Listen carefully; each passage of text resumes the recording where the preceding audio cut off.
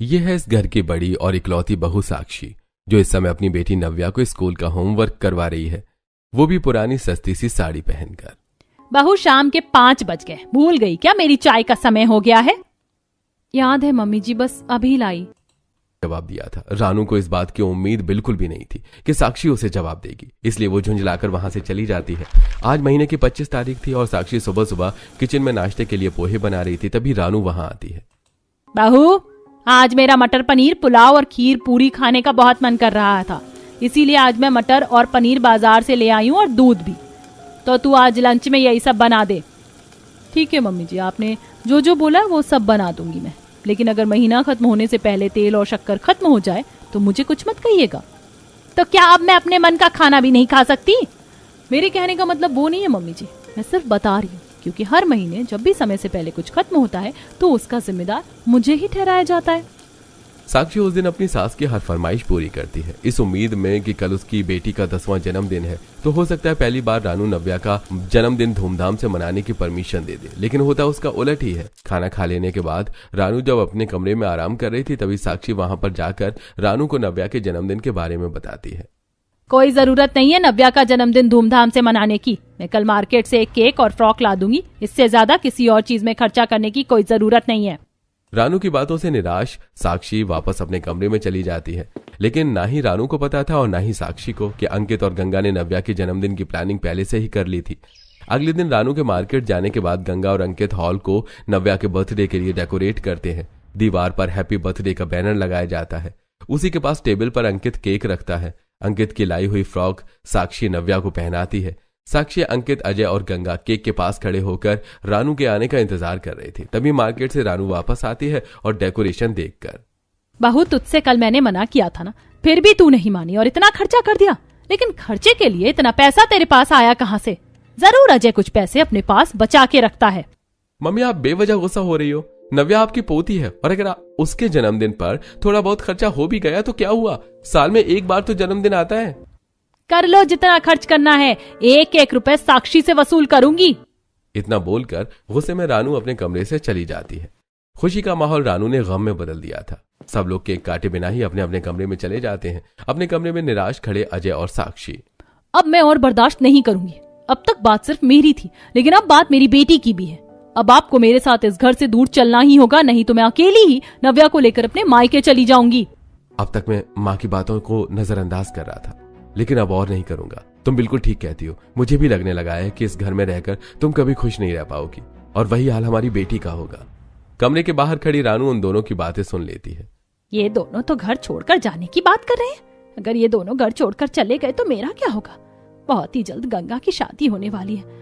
साक्षी घर छोड़कर चली गई तो गंगा की शादी के बाद इस घर का पूरा काम मुझे ही अकेले करना होगा। मैं भी तेरी सास हूँ बहू, इतनी आसानी से तुझे जाने नहीं दूंगी। अब सोचती हुई रानू अपने कमरे में चली जाती है। अगली सुबह साक्षी किचन में पराठे बना रही थी, तभी उसके पास रानू आती है। बहू, तुझे ऐसा तो नहीं लगता कि मैं तुझ पर ज्यादती कर रही हूँ? हुक्म चलाती हूँ। ये बात आप मुझसे क्यों पूछ रही हो मम्मी जी? अपने आप से पूछो।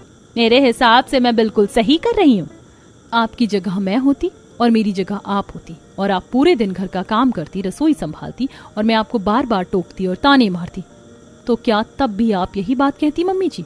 तुझे लगता है मैं तुझे टोकती हूँ और ताने मारती हूँ? तो एक काम करते, एक दिन के लिए अपनी जगह बदल लेते। तू एक दिन की सास बन जा और मैं एक दिन की बहू। मैं पूरा एक दिन घर का सारा काम करूंगी तेरी तरह और तू पूरा एक दिन मेरी तरह सास रहेगी। ऐसा करने से क्या होगा मम्मी जी?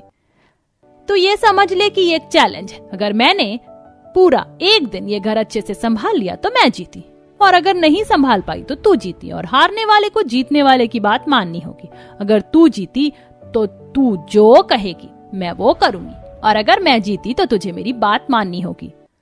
अगर ऐसी बात है मम्मी जी, तो फिर जिस तरह आपके दिए हुए राशन से मैं पूरे महीने घर वालों को खाना खिलाती हूँ, उसी तरह एक दिन के उतने ही राशन में एक दिन आपको बिना किसी परेशानी के सभी घर वालों को पेट भरकर खाना खिलाना होगा।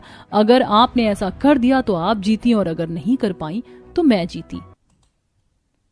तय किए गए शर्त के नियमों के अनुसार रानू जितना राशन पूरे महीने के लिए साक्षी को देती थी, साक्षी उतने राशन को 30 भागों में बांटकर उसका एक एक भाग एक दिन रसोई संभालने के लिए रानू को देती है, मतलब किचन में रखती है। शर्त के अनुसार अगली सुबह सबके नाश्ते के लिए रानू किचन में पराठे बना रही थी। मम्मी जी, मेरा मन चाय पीने का कर रहा है, मेरे लिए चाय बना दो। अभी बनाती हूँ बहू। रानू चाय बनाकर साक्षी को उसके कमरे में लाकर देती है और फिर किचन में वापस आकर पराठे बनाने लगती है। मम्मी जी, मेरा मन गर्मा गर्म पकौड़े खाने का कर रहा है। अभी बनाती हूँ बहू। रानू पकौड़े तल के साक्षी को उसके कमरे में जाकर देती है और वापस आकर एक बार फिर पराठे बनाने लगती है। आज तेरा दिन है बहू, कर ले जितने नखरे करना है, कल से तुझे बताती हूँ। रानू सभी घर वालों को पेट भर पराठों का नाश्ता करवाने के बाद किचन साफ करके सिंक में डिशवॉशर से झूठे बर्तन साफ करने लगती है। तभी वहां साक्षी आकर, मम्मी जी, आप ये क्या कर रही हो? डिशवॉशर बहुत महंगा आता है, इसका इस्तेमाल कम करो, थोड़ा हाथों का जोर लगाओ, बर्तन चमक जाएंगे। ठीक है बहू, जैसा तू कहे। मुझे पता है तू भी मेरे साथ वही कर रही है जो मैं तेरे साथ करती हूँ, लेकिन सिर्फ आज का ही समय है तेरे पास।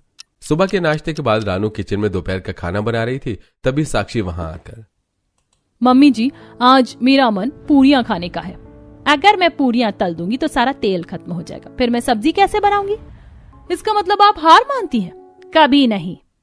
न चाहते हुए भी रानू दोपहर के खाने में सब घर वालों के लिए पूरियां बनाती है, जिस वजह से सारा तेल खत्म हो जाता है। आलू टमाटर की सब्जी, पूरियां, दाल चावल बनाकर रानू डाइनिंग हॉल में सबको सर्व करती है। उस दिन जानबूझकर साक्षी ज्यादा खाना खाती है, जिस वजह से आखिर में रानू के लिए खाना बचता ही नहीं है। उस दिन वो पहली बार भूखी रहती है। उस दिन दोनों सास बहू की दिनचर्या एक जैसी थी, लेकिन दोनों ने जगह बदल ली थी। रानू का काम साक्षी कर रही थी और साक्षी का काम रानू। अब शर्त का आखिरी पड़ाव आ चुका था। दिन की भूखी रानू किचन में डिनर की तैयारी कर रही थी, लेकिन तेल खत्म हो जाने की वजह से। अब मैं क्या करूं? बिना तेल के सब्जी में छौंक कैसे लगाऊं? बिना छौंक के सब्जी नहीं बनेगी। कहीं मेरी बहू सही और मैं गलत तो नहीं हूँ? मैं भी तो उससे इसी तरह महीने भर का राशन लाकर देती हूँ और वो जैसे तैसे मैनेज करती थी। लेकिन अगर मैं शर्त हार गई तो मेरी बहू घर छोड़कर चली जाएगी। अब मैं क्या करूं? तभी वहां साक्षी आती है। मम्मी जी, मैंने आपकी सारी बातें सुन ली हैं। अब आपकी समझ में आया कि मैं पूरे महीने कैसे मैनेज करती थी, कैसे घर संभालती थी। फिर भी आपको मेरी कदर नहीं थी। सिर्फ एक दिन ही रसोई संभालकर आपको पता चल गया कि आपकी बहू कितनी मुश्किल से रसोई संभालती थी। हाँ बहू, अब मुझे समझ में आ गया है, लेकिन अब बहुत देर हो चुकी है। तू ये शर्त जीत गई और मैं हार चुकी हूँ। और मुझे पता है तू शर्त जीत कर अजय को इस घर से अलग ले जाकर रहने की बात कहेगी। ये आप कैसी बात कर रही हो मम्मी जी? कल रात मैंने तुम्हारी सारी बातें सुन ली थी। मैं एक माँ को उसके बेटे से कभी अलग नहीं कर सकती मम्मी जी। वो सब मैंने गुस्से में कहा था। मैं ऐसा सपने में भी नहीं सोच सकती। इतना सुनते ही रानू साक्षी को गले से लगा लेती है। उस दिन पहली बार साक्षी अपनी सास का प्यार महसूस करती है। अब अपनी गलती का एहसास हो जाने के बाद रानू साक्षी को उसके अनुसार घर संभालने की छूट दे देती है और जिंदगी जीने का